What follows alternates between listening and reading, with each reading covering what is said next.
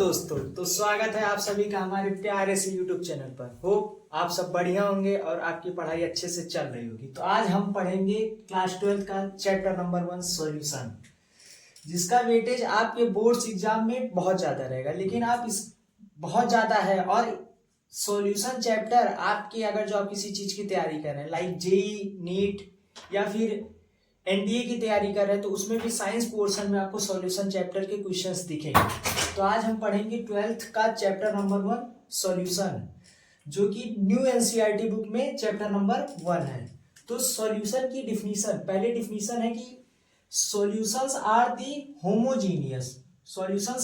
Homogeneous mixture of two और more than two components. जो solutions होते हैं वो दो या दो से अधिक कंपोनेंट्स के होमोजीनियस सॉल्यूशंस के बने होते हैं। लाइक दैट, अगर जो हम कोई एक सॉल्यूशन लेते हैं, जैसे हमने एक बीकर लिया या कोई भी ऐसा जिसमें हम लिक्विड्स को या किसी भी सॉलिड्स को स्टोर कर सकते हैं, उसमें जो सॉल्यूशन बनता है वो होमोजीनियस का मतलब होता है कि इस पोर्शन में जितने भी कंपोनेंट्स रहेंगे वो इक्वली डिस्ट्रीब्यूट रहेंगे। मतलब अगर जो कोई भी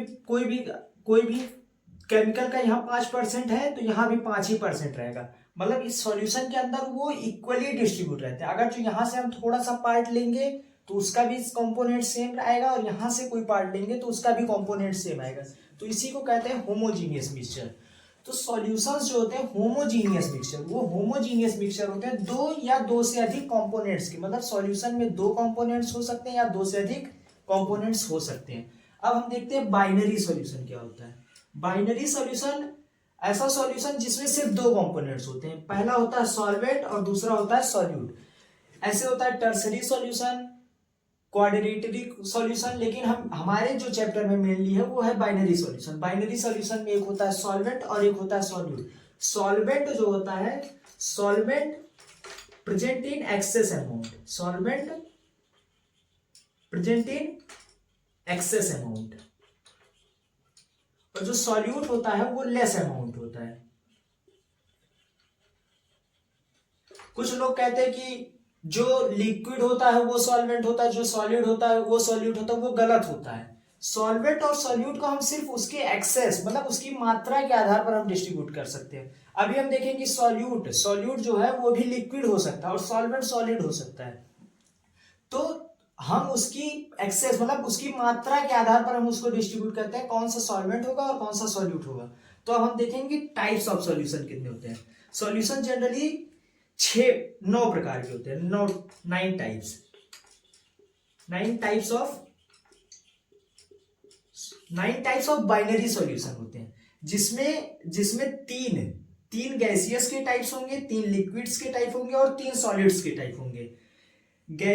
ये इन तीनों के तीन टाइप होंगे और ये तीनों जब सॉल्वेंट के रूप में, एज ए सॉल्वेंट प्रेजेंट होंगे, जब सॉल्यूशन में एज ए सॉल्वेंट प्रेजेंट होंगे, तब इन तीनों के तीन टाइप होंगे। जब गैस सॉल्वेंट है तो सॉल्यूट के रूप में हो सकता है सॉलिड, सॉल्यूट के रूप में हो सकता है लिक्विड और सॉल्यूट के रूप में हो सकता है गैस। जब लिक्विड सॉल्वेंट हुआ तो उसके सॉल्यूट के रूप में हो सकता है सॉलिड, सॉल्यूट के रूप में हो सकता है लिक्विड एंड सॉल्यूट के रूप में हो सकता है गैस। और जब सॉलिड हमारा सॉल्वेंट के रूप में यूज होता है तो उसके साथ सॉल्यूट के रूप में हो सकता है सॉलिड, सॉल्यूट के रूप में हो सकता है liquid and gas. For example हम लेते हैं लिक्विड के अंदर सॉल्यूट का सॉल्यूशन। जैसे हम लेते हैं वाटर के अंदर जब हम शुगर को ऐड करते हैं, शुगर को ऐड किए तो यहाँ पर ये वाटर है, ये हो गया सॉल्वेंट, ये वाटर हो गया सॉल्वेंट और ये शुगर हो गया एज ए सॉल्यूट। तो इसको हम कहेंगे लिक्विड सॉल्वेंट सॉलिड सॉल्यूट। लेकिन मिठाई के दुकान पर जब होता है, जो शुगर होता है, sugar as a excess amount में होता है और उसमें सिर्फ हम थोड़ा सा वाटर ऐड करते हैं। तो यहां पर शुगर जो होता है, शुगर एक्सेस अमाउंट पे होता है, और वाटर लिक्विड वाटर जो है वो लेस अमाउंट में होता है। तो हम यहां पर कह सकते हैं एज ए सॉल्यूशन के रूप में कह सकते हैं कि यहां पर सॉलिड जो है वो सॉल्वेंट के रूप में काम कर रहा है और लिक्विड सॉल्यूट के रूप में काम सकता है। और इसको ये भी कह सकते हैं कि ये हाइपर कंसंट्रेटेड सॉल्यूशन है, like liquid in solvent as a solid in solute. तो यहां तक के पोर्शन को आप अच्छे से समझ गए होंगे। अब इसके आगे का पोर्शन हम नेक्स्ट स्लाइड में लाते हैं। तो फ्रेंड्स, अभी तक हमने देखा सॉल्यूशन के बेसिक्स, सॉल्यूशन में binary solution, types of solution. अब हम देखेंगे सॉल्यूशन में कंसंट्रेशन टर्म्स। तो अब हम पढ़ेंगे कंसंट्रेशन टर्म्स। कंसंट्रेशन टर्म्स वो होते हैं जैसे सॉल्यूशन में जो कंपोनेंट्स हैं उन कंपोनेंट्स का टोटल कंपोनेंट्स का क्या रेशियो है, या उनकी कंसंट्रेशन में मतलब कौन से कंपोनेंट्स कितने अमाउंट में है, वो कंसंट्रेशन टर्म्स से हम डिसाइड करते हैं। तो हम पहले पढ़ेंगे मास परसेंटेज, फिर पढ़ेंगे वॉल्यूम परसेंटेज, फिर पढ़ेंगे मास बाय वॉल्यूम परसेंटेज, फिर पढ़ेंगे हम पार्ट्स पर मिलियन। तो हम एक एक करके देखेंगे। तो मास परसेंटेज को हम W/W से डिनोट करते हैं, W/W परसेंटेज। और वॉल्यूम परसेंटेज को हम डिवाइड करते हैं V/V परसेंटेज। और मास बाय वॉल्यूम परसेंटेज को M/W/V परसेंटेज। और पार्ट्स पर मिलियन अभी हम आगे देखेंगे। तो mass percentage defined as the mass of component, जो कंपोनेंट ले रहे हैं उसका mass upon total mass into 100। जैसे अगर जो हम कंसंट्रेशन निकाल रहे हैं, अगर जो हम सॉल्यूट का निकाल रहे हैं तो मास ऑफ सॉल्यूट लेंगे और टोटल मास लेंगे। टोटल मास में सॉल्वेंट का मास और सॉल्यूट का मास दोनों ऐड रहेगा, और उसको हम 100 से मल्टीप्लाई करेंगे तो ये आ जाएगा W/W परसेंटेज। फिर आगे आता है वॉल्यूम परसेंटेज, जिसमें हम वॉल्यूम ऑफ कंपोनेंट, जो कंपोनेंट है उसका वॉल्यूम अपॉन टोटल वॉल्यूम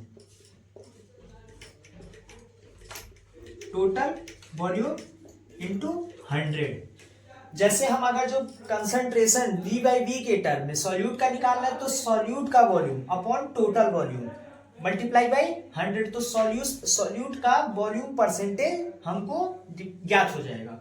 उसके बाद आता है मास बाई वॉल्यूम परसेंटेज, जिसमें हम लेते हैं मास ऑफ कंपोनेंट, जो कंपोनेंट लिए हैं उसका मास अपॉन टोटल वॉल्यूम, कितने वॉल्यूम में वह प्रेजेंट है, इंटू 100 से इसलिए सब में मल्टीप्लाई कर रहे हैं क्योंकि हम परसेंटेज निकाल रहे हैं, तो 100 से मल्टीप्लाई करेंगे। अब आता है पार्ट्स पर मिलियन। पार्ट्स पर मिलियन देखने से पहले हम इन सबके उदाहरण देखते हैं। जैसे मास परसेंटेज को हम डिफाइन करते हैं। मान लीजिए हम कोई भी सॉल्वेंट लिए 90 ग्राम, और सॉल्यूट लिए मान लीजिए हम 90 ग्राम वाटर लिए और उसमें 10 ग्राम शुगर ऐड कर दिए, तो टोटल हो गया 100 ग्राम सॉल्यूशन हो गया। ये टोटल मास ऑफ सॉल्यूशन लिखा है, तो सॉल्यूशन हो गया हमारा 100 ग्राम मास ऑफ सॉल्यूशन। और जो उसमें हम लिए हैं शुगर लिए हम 10 ग्राम इंटू 100, तो हमारा 10% जो हो जाएगा उसमें सॉल्यूशन में शुगर प्रेजेंट है। तो मास परसेंटेज हम ऐसे डिफाइन करते हैं। अब आते हैं वॉल्यूम परसेंटेज का एग्जांपल है। जैसे मान लीजिए हम 90 ml वाटर लिए और उसमें 10 ml इथेनॉल डाल दिए, तो उसका परसेंटेज, अगर जो हम इथेनॉल का परसेंटेज निकालेंगे तो हम 10 ml इथेनॉल लिए हैं और 90 ml वाटर लिए हैं और 10 ml इथेनॉल, तो टोटल अमाउंट हो गया 100 मल्टीप्लाई बाई 100 करेंगे तो हमारा 10% इथेनॉल आएगा, अगर जो एग्जाम्पल में। और जो 90% बचेगा वो कंपोनेंट या कंसंट्रेशन होगी हमारी वाटर की। तो सॉल्वेंट की कंसंट्रेशन ज्यादा है और सॉल्यूट की कंसंट्रेशन कम है, एज इट इज यहाँ भी है। अब हम देखते हैं इसका उदाहरण, मास बाय वॉल्यूम परसेंटेज में मास ऑफ कंपोनेंट लेते हैं। जैसे अगर जो हम 10 ग्राम 10 ग्राम शुगर को हम सॉल्यूशन के साथ 100 ml वाटर में ऐड कर दिए और मल्टीप्लाई किए तो आ जाएगा हमारा 10% मास बाई वॉल्यूम परसेंटेज। ये हो गए हमारे तीनों परसेंटेज के टर्म में डिफिनीशंस। अब आता है चौथा हमारा पार्ट्स पर मिलियन। पार्ट्स पर मिलियन कंसंट्रेशन टर्म में हम तब यूज करते हैं जब कंपोनेंट्स की मात्रा बहुत कम होती है। एज इट इज मिलियंस के रिलेटेड 1 होती है, तो इसको हम कहते हैं कि मिलियन, मतलब पार्ट्स जो है वो मिलियन के मिलियंस के रूप में डिफाइन करते हैं। तो जैसे एग्जाम इसका उदाहरण हो जाएगा, इसका पहले हम फॉर्मूला लिखते हैं कि मास या लिख सकते हैं कंपोनेंट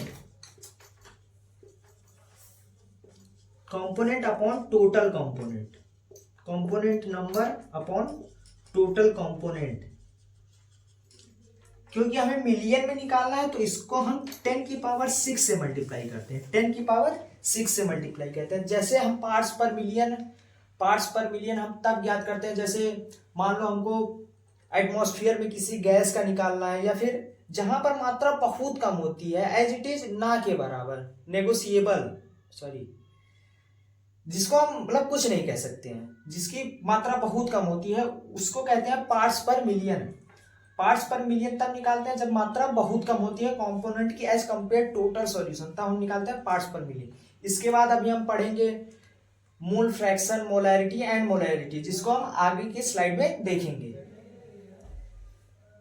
फ्रेंड्स, हमारा अगला कंसंट्रेशन टर्म है मोल फ्रैक्शन, मोलैरिटी एंड मोलैरिटी। तो हम सबसे पहले देखेंगे मोल फ्रैक्शन को हम डिनोट करते हैं यक्स से डिनोट करते हैं, और इसका फॉर्मूला होता है number of moles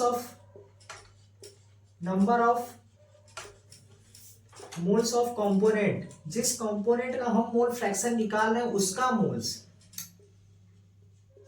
upon total number of moles. Like अगर जो ये हमारा हो गया मोल फ्रैक्शन का फॉर्मूला, अगर जो मान लो हमारे सॉल्यूशन में 2 कंपोनेंट्स है, लाइक सॉल्यूशन हमारा बना है A और प्लस B से मिला के, तो अगर जो हम यक्स ए निकालेंगे तो उसका फॉर्मूला होगा number of moles of A upon total moles, यानी के मोल्स और NB के मोल्स। और मोल्स फ्रैक्शन हम B का निकालेंगे तो उसका फॉर्मूला होगा number of moles of B upon number of moles of A plus number of moles of B। ये हो गया। और इसका एक फॉर्मूला बनता है x A, mole fraction of A और mole fraction of B is equal to 1 होगा। अगर जो आप इसको और इसको ऐड करेंगे तो डिनोमिनेटर में Na प्लस NB रहेगा और ऊपर Na प्लस NB हो जाएगा, जो कैंसल आउट हो जाएगा और आपका आंसर आ जाएगा 1। और मोल फ्रैक्शन हम कैसे मोल ऐसे निकालते हैं, n को हम कहते हैं weight of that component upon molar mass. उसका वेट और मोलर मास को हम number of moles is defined as the weight of component, उस कंपोनेंट का weight upon molar mass of that component, ये होता है मोल्स। तो ये हो गया हमारा मोल फ्रैक्शन। और मोल फ्रैक्शन की कोई यूनिट नहीं होती क्योंकि इसकी यूनिट और इसकी यूनिट एक दूसरे से कैंसिल आउट हो जाते हैं। हमारा अगला कंसंट्रेशन टर्म है molarity. Molarity is defined as, definition है molarity is defined as number of moles of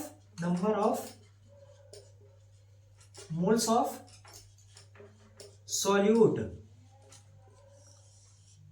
in 1 liter solution। मतलब हम इसका वॉल्यूम लेते हैं।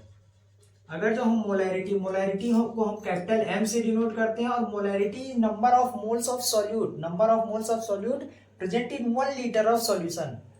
1 लीटर सॉल्यूशन में कितने number of moles of solute present है उसको हम कहते हैं मोलैरिटी। और मोलैरिटी को हम डिफाइन करते हैं number of moles of solute upon volume को हम लेते हैं लीटर, और इसकी यूनिट होती है मोल प्रति लीटर, इसकी यूनिट हो गई। जैसे अगर जो फॉर एग्जाम्पल में दिया है कि हमारे पास 5 मोलर कोई सॉल्यूशन है, 5 मोलर NaCl है या NaOH सॉल्यूशन है। तो 1 लीटर वाटर में 5 मोल NaOH के प्रेजेंट है, तो उसको हम कहते हैं 5 मोलर सॉल्यूशन तैयार हुआ है। तो ये हो गई हमारी मोलैरिटी। इसका अगला टर्म आता है कंसंट्रेशन का molarity. Molarity is defined as, इसका डिफिनीशन होता है नंबर ऑफ मोल्स ऑफ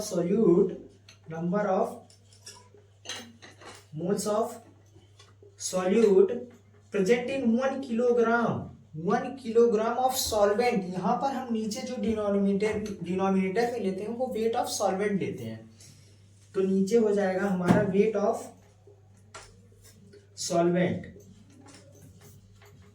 तो ये हो गया, इसको हम स्मॉल m से डिनोट करते हैं और इसकी यूनिट होती है मोल प्रति केजी और हम सॉल्वेंट को लेते हैं किलोग्राम में। जैसे अगर जो हमको फॉर एग्जांपल हमको दिया है कि 3 मोलर, यहाँ पर 3 मोलर सॉल्यूशन, ये 3 molar solution of for example NaCl दिया है, 3 मोलर सॉल्यूशन ऑफ NaCl दिया है। तो 3 मोलर मतलब कोई भी सॉल्वेंट रहा होगा, सॉल्वेंट को हम kilogram, 3 molar solution of NaCl in water, तो जो वाटर रहा होगा वो 1 किलोग्राम रहा होगा और उसमें 3 मोल NaCl के प्रेजेंट रहे होंगे, तो उसको हम कहते हैं 3 molar solution of NaCl in water. यहाँ पर कंपोनेंट, यहाँ डिनोमिनेटर में जो लेते हैं वो वेट ऑफ सॉल्वेंट लेते हैं और जिसकी यूनिट होती है किलोग्राम। तो ये हमारा हो गया mole fraction, molarity and molarity. इन सब कंसंट्रेशन टर्म का हमारे आगे के चैप्टर से बहुत सारे रिलेशन है। जैसे हम आगे पढ़ेंगे rate of reactions chemical kinetics में, फिर आगे पढ़ेंगे हम सॉल्युबिलिटी पढ़ेंगे, फिर अदर टॉपिक्स पढ़ेंगे। तो इन सारे कंसंट्रेशन टर्म्स का यूज है और इन सब कंसंट्रेशन टर्म पर हमारे एग्जाम्स में लाइक बोर्ड्स एग्जाम और अदर एग्जाम में डायरेक्ट क्वेश्चन पूछते हैं। और ये फॉर्मूला, ये जो सारे फॉर्मूलाज हैं, ये formula molality, mole fraction and molality, ये सब मोस्ट इंपॉर्टेंट है। अभी ये सारे थ्योरेटिकल पार्ट है, अभी हम आगे के लेक्चर्स में देखेंगे कि इन सब फॉर्मूलाज पर हम क्वेश्चंस कैसे करेंगे। तो इन सब फॉर्मूलाज पर हमारे एग्जाम्स में डायरेक्ट क्वेश्चन आ सकते हैं।